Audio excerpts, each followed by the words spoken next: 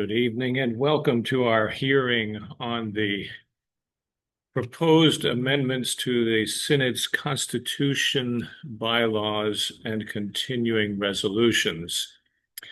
These amendments were developed with a team of people, including one of our deans, our Synod Vice President, the Bishop,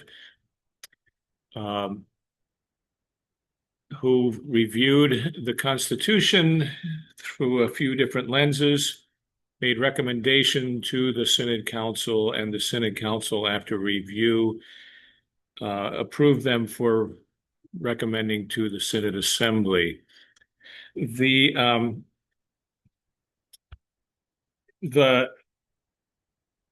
amendments are organized into 4 sections that I'll explain as we go through them. And I'll put them on the screen in a moment and then run through them. What I would like to do is to take them section by section. I'll go through briefly what is in those sections. I'm hoping that you have at least looked at them once. And if there's anything that jumped out at you, you'll be prepared to ask your questions. You can either put your questions in the chat as I'm presenting, and then I will look at those questions and try to answer them.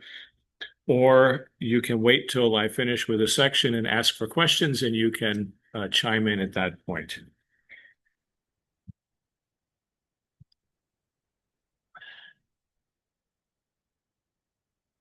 So the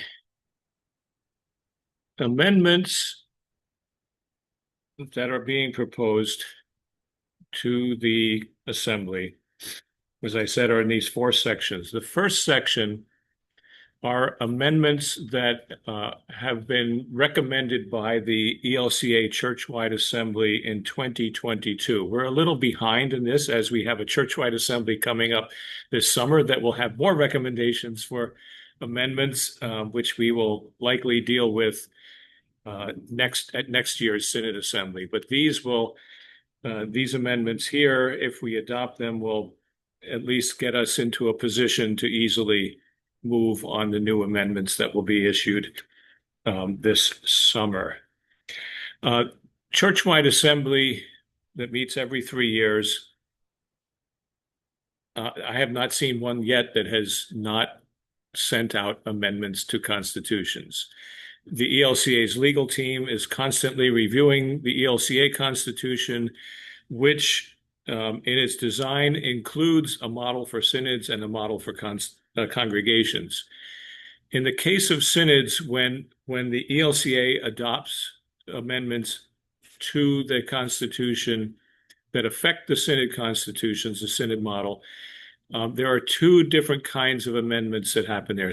One of them is to Constitution provisions that are accompanied by a dagger. You will see none of those in this set of amendments. What a dagger in our Synod Constitution means is that those clauses are required to be in our Constitution by the ELCA, similar to a star in congregation constitutions. The difference being that for a synod, when the Churchwide Assembly adopts an amendment to a daggered provision, that provision automatically takes effect in a synod constitution, and we are required to add that amendment, and there's no other action needed by the Synod Assembly. For clauses such as you see here on the screen that do not have a dagger, those are given to us and are strongly recommended to be adopted, but are not required because these provisions are not required provisions to have in our Constitution. So technically, we could ignore the amendments. We could delete the entire provision, or we can write a different provision. For example, the ELCA Constitution, Model Constitution for Synods, says that Robert's Rules of Order will govern our business in our meetings. but that is not a daggered clause. So we could change that to say some other rule of order would govern our Synod Assembly meetings. Most synods don't do that.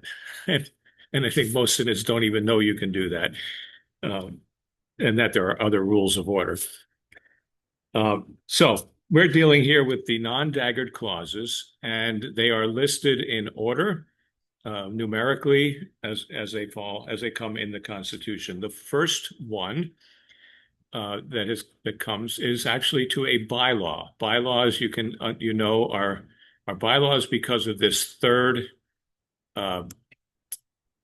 number in the numbering.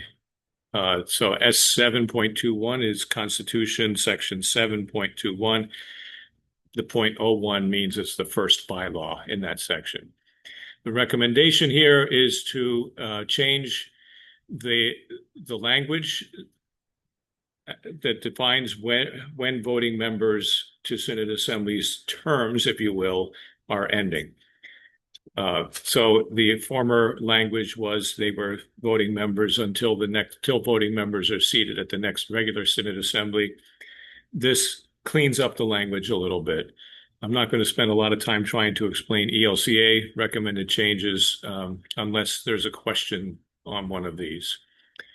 The second one, Constitution Clause 7.22, simply clarifies that we want to always be in line with the ELCA's requirement that our assemblies consistently have a voting membership of at least 60% lay. And so this clarifies that language a little bit. 7.24 again addresses when lay members of the Synod Assemblies, when their terms are up. For those of you who might be lay members to the Synod Assembly, perhaps you didn't know that you signed up for a whole year and not just one meeting. That's your warning in case you want to do it again next year. That would only take effect if we had to either recess our assembly and have another meeting later in the year, or if we had to call a special assembly, we would assume the same voting members were members of that assembly. However, it is possible that in other clauses of the Constitution that the congregation can change up its voting members to the assembly in between if they decide to do so. The S 7.26 simply clarifies the representatives of the authorized worshiping communities are lay people. The rostered leaders, the pastors, are automatically, by virtue of their roster status, made members of the assembly. S 8.42, and here we've included only the subsections C and F as the two that have been affected by the amendments. Again, some clarifying language, what's meant by the funds that are received by the Synod.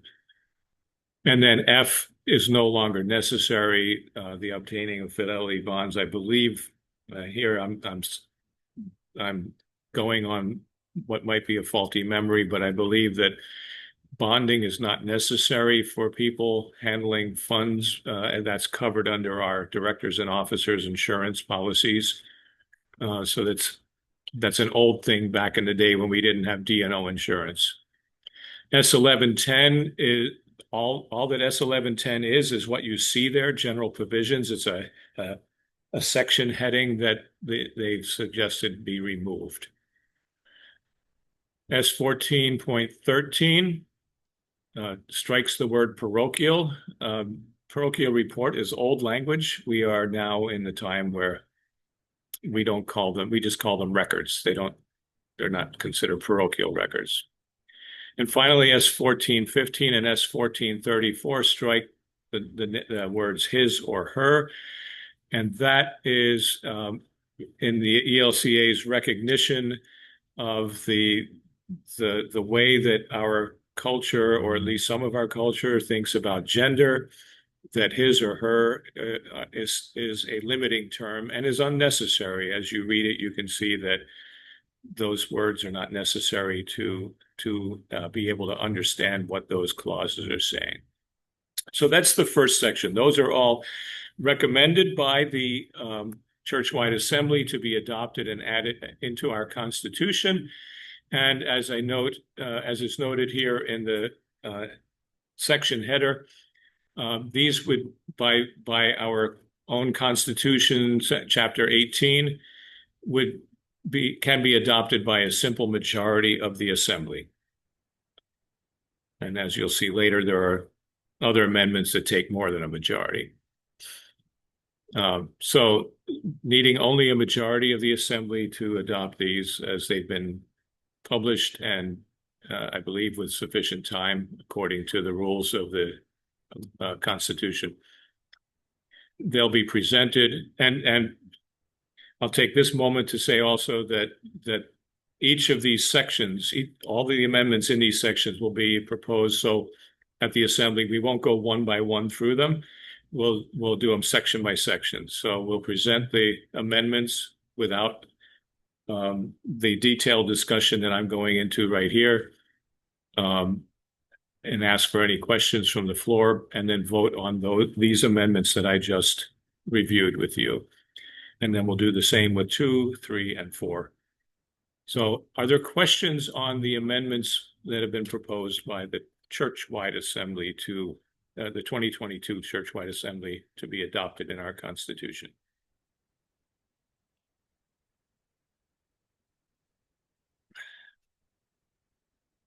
These are not the ones I was expecting questions on. If you ask me one, I'll be surprised. If there are no questions, and of course, if you think of any and you want to come back later, we can do that. We'll move on to section 2, which is a shorter section here. These are amendments to the Constitution, clauses that do not come from Churchwide Assembly, and therefore, under the S 1813, which defines how we can amend our Constitution, these would take a 2/3 vote to adopt. And as with many of the amendments in the Constitution, much of what is being changed here is either for this section and the 2 that follow, what is being changed is either clarifying language or recognizing the current practice of our synod. And I'll say more about that as we go through these. So this is a good example of those two reasons. The first one, S 9.03, clarifies that any nominations from the floor need to have consent of the person who is being nominated. The former language that said prior consent of the nominees could be read to say that those people who have been nominated already would have to approve someone else being nominated from the floor. So this is clarifying language. If we didn't have other amendments to the Constitution, we probably wouldn't worry about bringing this one, but it's an opportunity to clean up the Constitution a little. S 9.05 and S 9.06, again, there's some cleaning up of the Constitution, removing words that are not necessary, like synod, the nominee,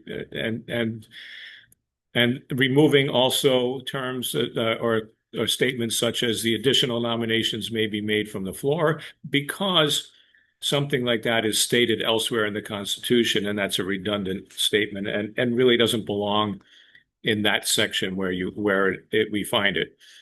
The biggest change, I think, in these is in 9.05, changing that, and Mindy Bartholomew, who's on this, is aware that the nominating committee doesn't generally find more than one person to run for an office lately.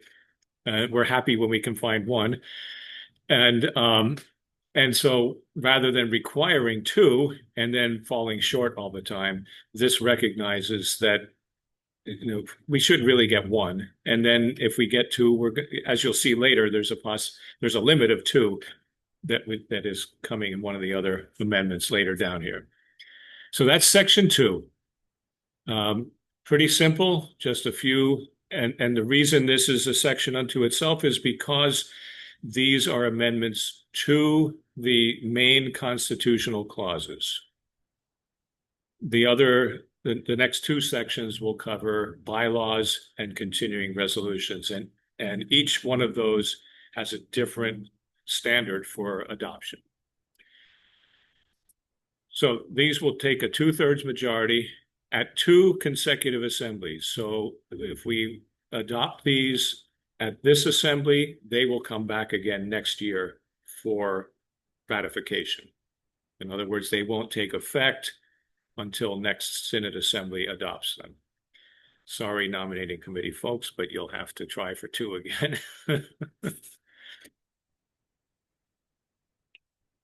Any questions on that?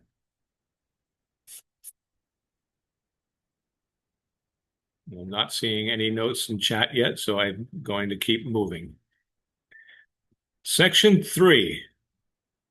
And section 3 is probably the section which led me to think that we really needed to have this hearing.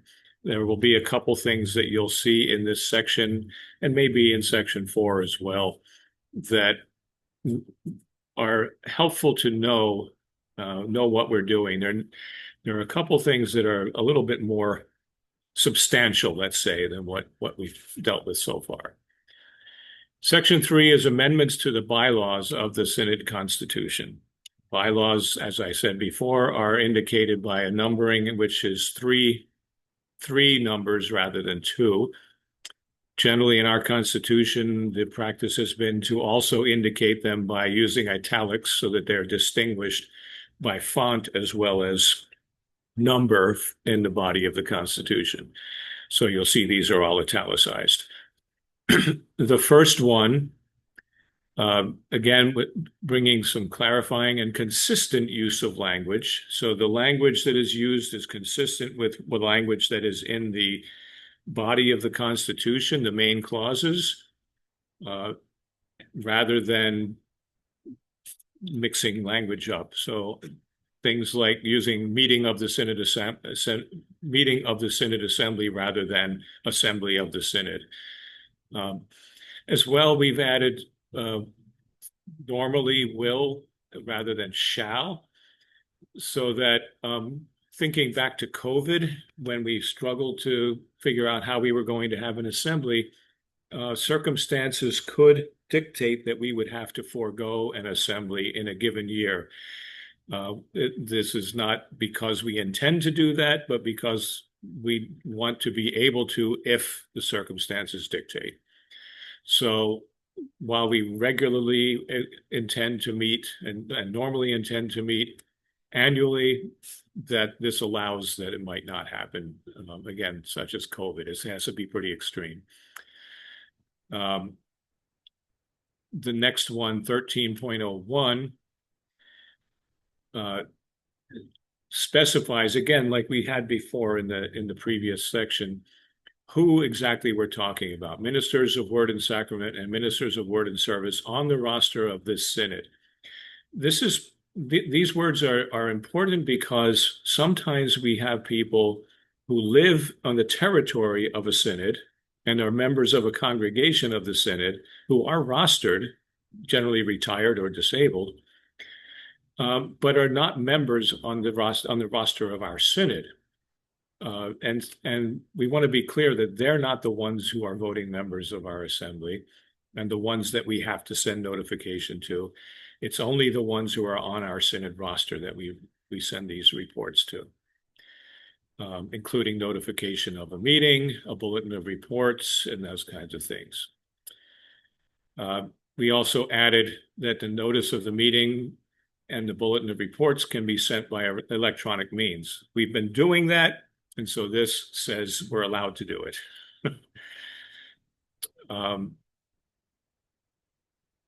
makes it a little bit more kosher, what we've been doing. 22.01. This is one I want to spend a little bit of time on so you can understand clearly what's happening here. By adding the language on the roster of this synod, who hold voting membership in a congregation of this synod, we are saying that a minister, again, generally retired or disabled, might be on our synod roster, but might be a member of a congregation outside of the synod. I could name a few of our pastors on our retired roster who live outside the synod and have membership in a congregation outside the synod. I can name one who lives in the synod and has membership in a congregation outside the synod. What adopting this bylaw would do is say that those rostered leaders, while they are on our roster, are not given voting membership in the synod assembly. We can certainly allow that they would have voice, but they would not be able to vote. This would have, to use someone who's not directly affected by it, but who would have been initially, when Bishop Dreesen first retired and left the synod, moved out of the synod to Lower Susquehanna Territory and joined a congregation down there before he actually moved his roster to the Lower Susquehanna Synod. Were he not to have changed his roster, he would have been on our roster, and by this amendment would not be considered a voting member of our assembly. The intention of this is not to try to exclude people as much as it is to try to clean up the way we determine a quorum. Rostered leaders who move out of the synod but keep their rostered status in our synod are less likely to come back to the synod for synod assembly, and therefore are not likely, by that are leaving a gap in our quorum and make it harder to reach quorum. So this would allow us to say, and calls on us to say that you're not a voting member, you're not counted in the quorum. So I hope that made sense. The same thing here in S22.02 relates to deacons. So the first one is pastors, the second one is deacons. Deleting 8.01.01 because that's already elsewhere in the Constitution, and it's helpful not to have redundant statements in the Constitution because you can amend one and forget to amend the other one. 8.01.02, again, clarifying language, consistent language. We don't call our officers elected officials, they're officers. And so this makes it intentional, as well as adding the words acting in their office. And that comes because there was a question at one point about one of our officers who was asked to do interim ministry on behalf of the synod, and well, can I get paid for that because I'm doing this on behalf of the synod, but I'm an officer of the synod. And so this clarifies that it's only when they're acting in their office they don't get paid. They can do other work on behalf of the synod that would be a paid work. 9.01.01, again, there's language that's not necessary. The header here, Synod Assembly. 9.01 is about the Synod Assembly. So you don't need to say that in the header, so deleting that. Here is where I mentioned before when we were talking about the requirement for the nominating committee to come up with at least one nominee. This says up to two. So it says, yes, the nominating committee shall do one, but we're going to limit how many nominees will be presented for each position so that we don't get big slates. And that isn't to say that you might not have an election where 3 people are running, but that type of election happens when there's nominations from the floor. So it limits the requirements on the nominating committee. Yeah. The remainder of that bylaw is unchanged. Terms of office, S 10.01.02. Again, we're eliminating redundant language that you can find elsewhere by deleting A. And by the way, when we adopt these amendments, if we do something like this where we adopt amendments that strike A and then the next one is B, the Constitution isn't going to start with B. The Secretary is empowered in that vote to renumber accordingly. So, and as luck would have it, Microsoft Word will do that automatically for us. So it's striking that entire clause, that entire paragraph. And then B, changing from a hard end date for members of the council, terms ending on the 31st day of July, to indicate when their terms end, when their successors are installed. Usually, what happens in our synod is we have a council meeting in July. The old council members are still in place. And then August 1st, there's a new council, but there's no meeting until September. And you have this fuzzy period of who's the synod council in that time, even though you can say it's pretty clear from the Constitution. This will enable us to actually take our new council members at the July meeting, invite them to that and install them and say farewell to our outgoing council members. And then the terms will actually be able to change pretty, right away in July. Or if it takes us a while to install new council members, with the old ones in place until that date. 10.03.01, persons filling vacancies on the Synod Council. We need to strike the Synod Council because elsewhere in the Constitution, there's a different rule about how the Synod Council vacancies are filled. The rest of it is fine. S 10.07.01, the review team determined that this bylaw is actually linked to the wrong clause in the Constitution, should be linked to section 10.03. And so the first thing is recommending a renumbering of this to 10.03.02, so it's linked to the proper constitutional clause. And also at the same time deleting this paragraph that specifies that the Synod Council is responsible for election of members to the Board of Directors of United Lutheran Seminary, because that's included in this wrap-up statement here, F, that says that the Synod Council appoints or elects directors or trustees to institutions or agencies as may be determined. So there's no need to single out ULS as a separate one. Section 11.03.01 on defining the Committee on Discipline. Again, this is a redundant section, and so is recommended deletion. 12.01.01. This gets into how we deal with conferences. The current Constitution says there shall be 6 conferences, namely Buffalo Valley, Juniata Valley, etc.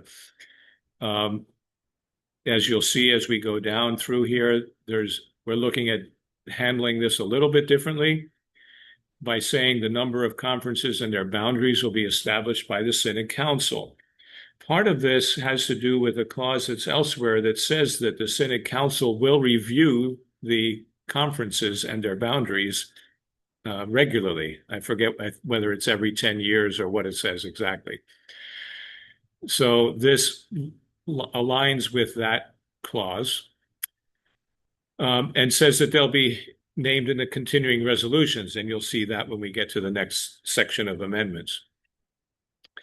12.01.02 says the conferences shall be bounded as determined by the Synod Council. Well, that's now included in this new amended clause above, and so is unnecessary.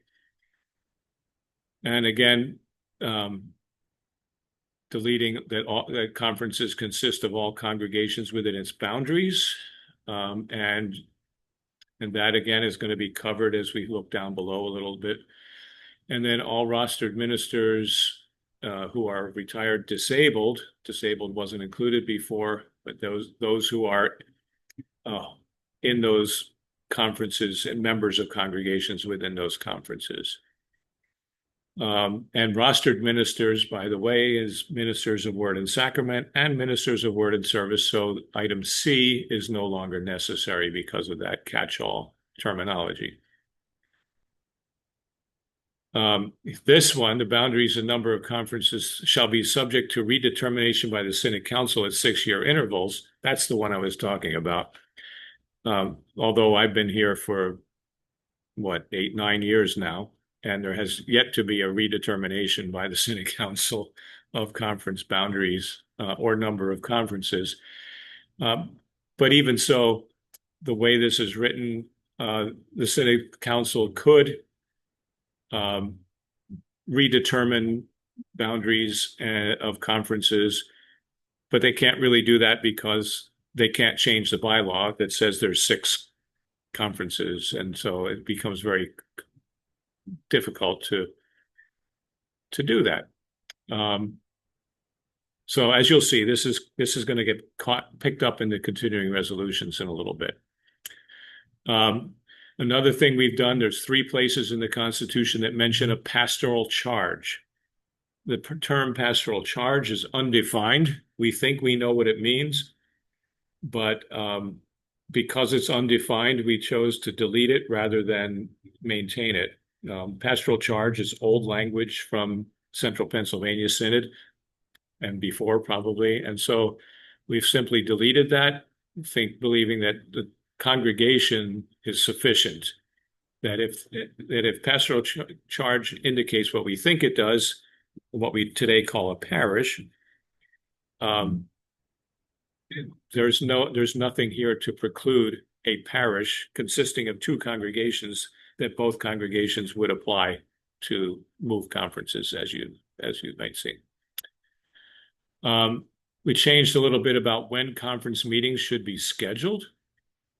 The current language says that conference meetings, conference assemblies, that is, should be held no earlier than 2 months prior to the assembly. We've given a little bit more space for that, as the movable feast of Easter seems to somehow make things difficult to hold conference assemblies at an appropriate date, and no later than 1 month prior, considering that one of the big things a conference assembly does is elect youth and young adult voting members to the church, to the Synod Assembly. That should happen at least a month before. 12.01.09 specified when these 3 conferences when the conferences were to elect their secretaries. That is covered somewhere else, and so we've deleted that.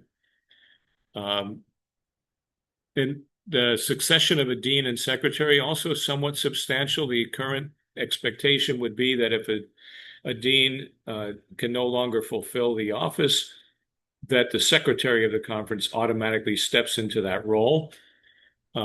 This change says that the bishop appoints a rostered leader to take the place of the dean, and for the remainder of the office until the next conference assembly can elect a dean. And that's in part because conference secretaries shouldn't have to expect that part of their job is that they're going to have to automatically step up to be dean. Sometimes conference secretaries are not the ones who are ready to be the dean. And it doesn't preclude the bishop from saying, yeah, the conference secretary can fill that role. But if you elevate a secretary to dean, then you have to figure out who's going to be the secretary, and it adds confusion to it. This way, the bishop can appoint someone else to take that role. And the truth is that deans don't tend to die or resign. They usually fill out their term. Only recently we've had one dean who's resigned because he was leaving the synod. Conference election of representative to the synod nominating committee. This is a big change that's proposed here, eliminating the language about a conference nominating committee.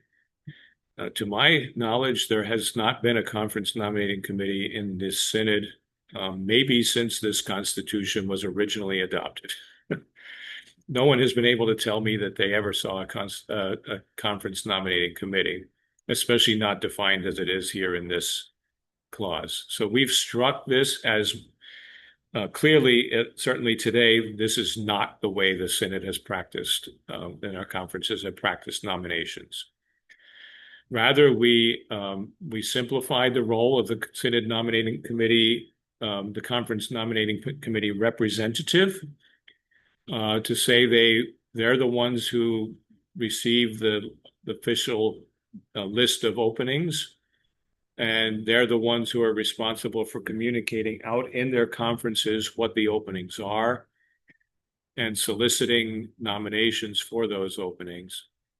And then we stricken C, which says that they would receive biographical information, because our practice, again, is that that information is received by the synod office rather than by the conference. And because conferences also are not voting for as many positions as they once were. They don't vote, they don't do the nominations from conferences for synod council or for churchwide assembly anymore. So that's unnecessary. 13.02.01, again, consistent language in the rest of the Constitution. We don't use the term pastors, we use ministers of word and sacrament. And we have added also ministers of word and service. Not that any of our congregations have, well, one congregation can be considered to have a called minister of word and service. But should they call one, that it's more inclusive. Again, striking pastoral charge, in this case replacing it with congregations in 1311.01. And in 13.25.01, again, striking pastoral charge and just putting an S in parentheses at the end of congregation. So again, I ask if there are any questions on this section, number 3. There was quite a few amendments in there, and that's where probably the most substantial amendments are that are being put forward. Again, these would need a 2/3 vote of the assembly, but they will not need to come back for ratification in the following year. As bylaws, they can be adopted at the assembly with one vote. Lowell. The one referring to transition of synod council Yeah. in the summer months, if you can go back to that one, is that in this section?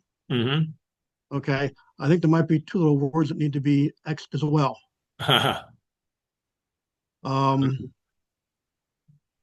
Yes, this one here, B, term of office. Yeah, the last sentence says their term shall end on the when their successors are installed. I think we'll have to delete on the as well. You're absolutely correct. Thank you. So I'm going to make a note of that because I can't change what's being put before, but we can, we'll figure out how we can do that. That sometimes we can get away with considering that an editorial amendment that doesn't need a vote of the assembly.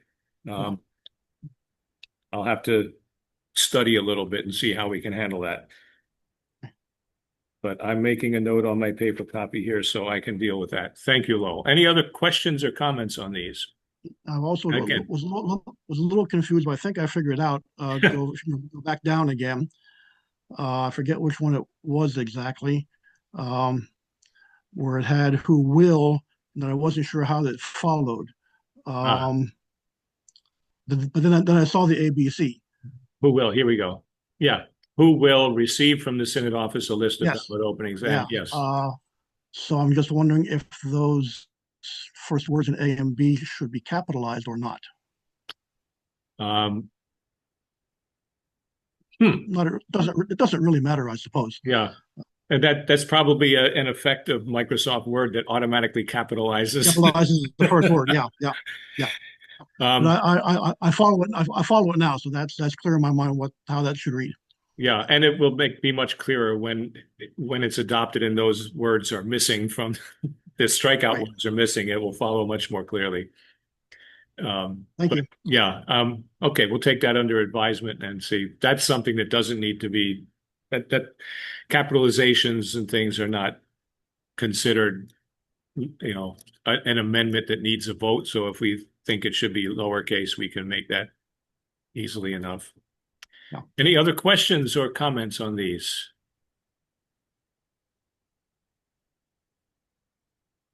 Okay, then we'll go on to section 4, continuing resolutions. Continuing resolutions, again, relate to Constitution clauses. They are numbered by the two numbers that indicate where they fall in the Constitution, followed by a letter, A, B, C. In this case, A, B, C indicating it's kind of a numbering system. So continuing resolution A under S 7.21, and you can see on my screen continuing resolution B under S 7.21. The number following the letter, 23 in the case of A and 24 in the case of B, are the years in which they were adopted. So S 7.21A 23 was adopted in 2023. And of course, B 24 was adopted in 2024. And the one below that you can see was adopted in 2017. So to amend continuing resolutions, it's important to know that the Synod Assembly can amend continuing resolutions by a simple majority vote. Okay.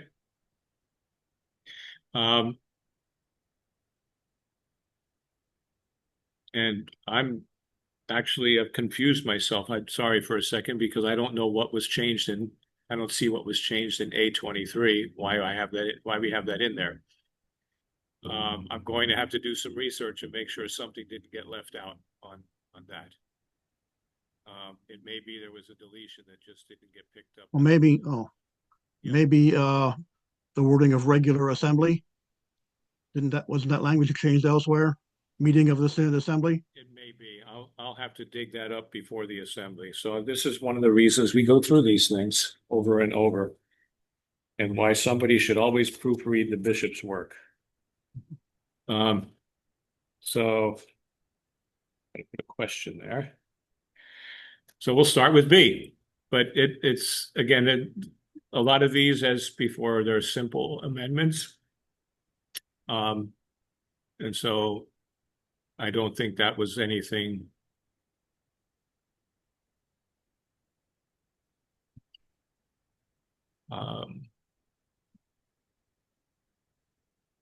Yeah, I'll have to look that up and see. But B24 is a change of language shall to may. Again, recognizing I'm sorry, I haven't finished talking about amending a continuing resolution. So a simple majority vote of a Synod Assembly can amend the continuing resolutions. Continuing resolutions can also be amended by a 2/3 vote of the Synod Council. So these are the most changeable sections of the Constitution. So while the Synod Assembly can make these changes, and we're asking them to do so, mostly because, again, we're asking for amendments to other parts of the Constitution, and some of these are more substantial, so we want the Synod Assembly to have a say in them. The Synod Council, and this will be important when we get down to the long one down below, the Synod Council can make further adjustments to these by a 2/3 vote. And of course, those would need to be reported out, and the Synod Assembly has the ability to override the Synod Council by making changes at an assembly.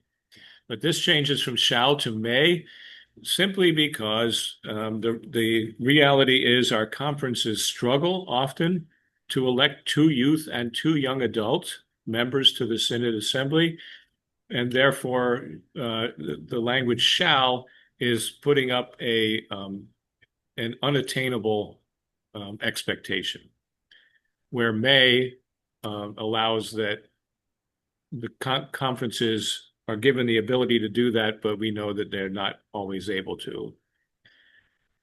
A17, S27, A17 clarifies here ministers of Word and Sacrament from full communion partners who are called by extended service. Extended service is a particular term that is under our full communion agreements, as how we call a pastor, say from an Episcopal church, to serve in a Lutheran congregation.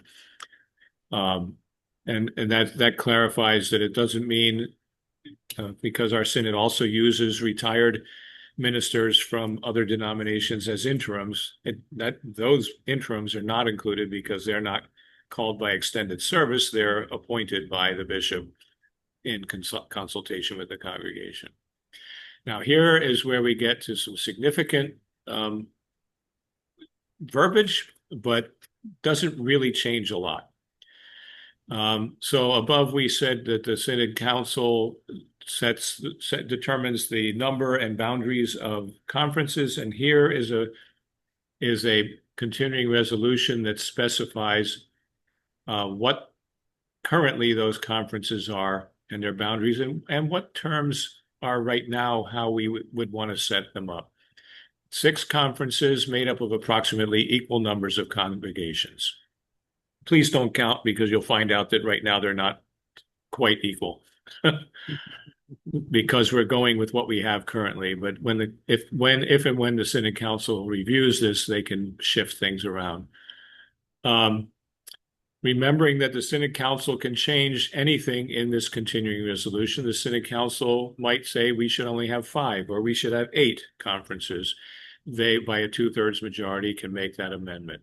And then each of the conferences is defined, including all the congregations that are currently in. There's only a couple shifts that are in this list. I'm not going to read them out to you or spend a lot of time looking at it. But one of those is in St. John's Ridge, which is has been considered a Middle Creek Conference congregation, is shifted to Juniata Valley in this new listing, and the Unityville Gordner's Grove congregation that has been listed as a North Branch Conference congregation has been shifted into West Branch because of its current affiliation with other West Branch conference congregations. So again, I'm not going to go through all of those. That's 9.03.A20 that stated that ordained ministers would be eligible for nomination in the conference in which they hold congregational membership. That seems to be an unnecessary clause, and so we're recommending deleting it. Here is where we've shifted the provision about electing deans and secretaries into the continuing resolutions. And again, if this partly allows that if the Synod Council were to restructure our conferences to a different number, they can then at the same time amend these provisions and not have to go to the Synod Assembly for a bylaw change because they've changed the number of conferences. Another interesting fact is that in the current Constitution, I believe the statement of when there's a statement about the secretaries is not made about the dean, and so we've managed to include them both properly in here.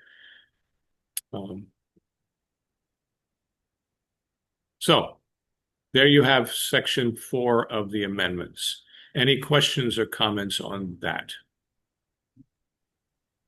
I have a question. Yes, Anne. So it's flipping back and forth in my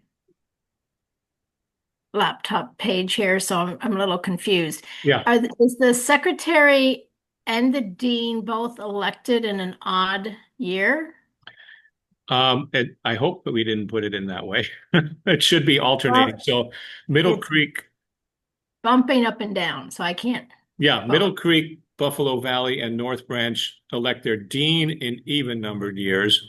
Middle Creek, Buffalo Valley, and North Branch elect their secretary Oh, in odd okay. numbered years, and Gotcha. vice versa for the other three. Yeah, that is kind of confusing. And I have to keep looking at it. It's also the way it is in the current constitution, but it's located in the bylaws.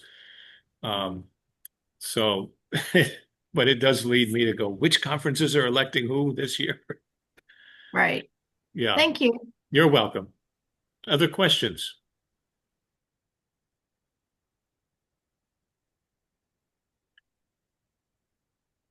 So I hope that I was clear enough in this presentation that you have a good sense of what these amendments are about and some of the rationale behind them. When we come to the Synod Assembly, as I said, these will be presented by section and asked. So all of these continuing resolution amendments will be presented as one vote. A couple things about the voting process. I'm doing this for your sake as well as anyone who watches this hearing online between now and the assembly. Any of these amendments that are presented can be amended by the Synod Assembly. In order to do so, the assembly would we would have to ask to have a particular amendment pulled out of the en bloc vote. So for instance, if we wanted to deal with, we wanted to make further amendment to S27A17, someone would first have to ask to remove that particular amendment from the en bloc vote. En bloc meaning we're voting on them all together. And then they would make their motion to further amend that clause. Similarly, someone may say, think to themselves, I'm in favor of all these except for the amendment to S27A17. And they may ask to have it pulled from en bloc so that they can vote in favor of all the others, but vote against that one. I'll have to do some explaining when these come up at the assembly as well, because I don't expect the whole assembly to watch this video. But that's part of how these will be handled. And they'll be presented en bloc, but it's possible to pull things off of en bloc and amend them. So that's important to keep in mind as we come to these. If you, in your ongoing review of these amendments, if you see something, you say, especially something substantial that should say this has to be further changed. So for instance, Lowell, you could have waited till the assembly and then stood up to pull that one where we needed to delete a couple of more words and say, we want to pull that from en bloc so that we can further amend it. And then we would deal with the rest of those en bloc amendments together still. Going back to the one you just referenced, Yeah. by The extended one, service, yeah, by extended service. When I first read that, it read awkwardly to me just because of the placement of the phrase in the sentence. I understand it now. yeah. And I was thinking maybe you had to add a preposition after by extended service, but you really don't have to. Right. But the way I read that the first time, it just read awkwardly. That's just my reaction to it. That's all. You want the word in there, don't you? Yes, or two, in or two. Yes. Yeah. No, it does read correctly. Just I'm not sure how you would fix it otherwise. Welcome to my archaic use of the English language. It's still grammatically correct, but it doesn't always Right. grab us the way we wanted to. Yeah, and that's definitely one that I wrote, and it made sense. keeping in mind that if my fingers are in it, a lot of what you see in the language is what makes sense to me. And it's always good to question that. And remembering that, again, next year at our Synod Assembly, we will be receiving more amendments because the Churchwide Assembly will be giving us some.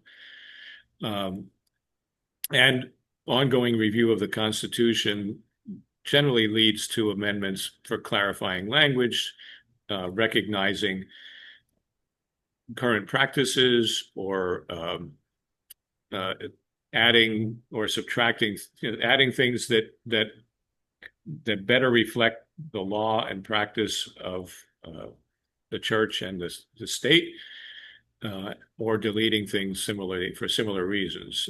So it's always good to do this, to review our synod documents and to review our congregation documents to make sure that they reflect accurately where we are today and not who we were as congregations or synod 20 years ago. Well, all of these, all four sections will not take effect until a vote at next year's assembly. Is that correct? No, all of these will take effect except for the second group, this group 2. Oh, okay. So, and again, we'll vote group 1, we'll vote group 2, we'll vote group 3, because each has a different way that those amendments can take effect. So it's only these 3, 9.03, 9.05, and 9.06, that will require a second vote. Okay, I see that now. Okay, thank you. Yep. So here is the amazing thing to me. It hasn't been an hour yet, and I'm finished. So if there's no other questions, we will wrap up here tonight. If you think of questions between now and the assembly, feel free to send them to me. And I will either reply directly to you, or if it may be something that I need to remember to have our Synod Vice President speak to at the assembly when these are presented. And thank you for your attendance this evening, for giving me someone to talk to, because if you weren't here, I'd be talking to the screen. We will see you at the assembly. Thank you very much. Thank you.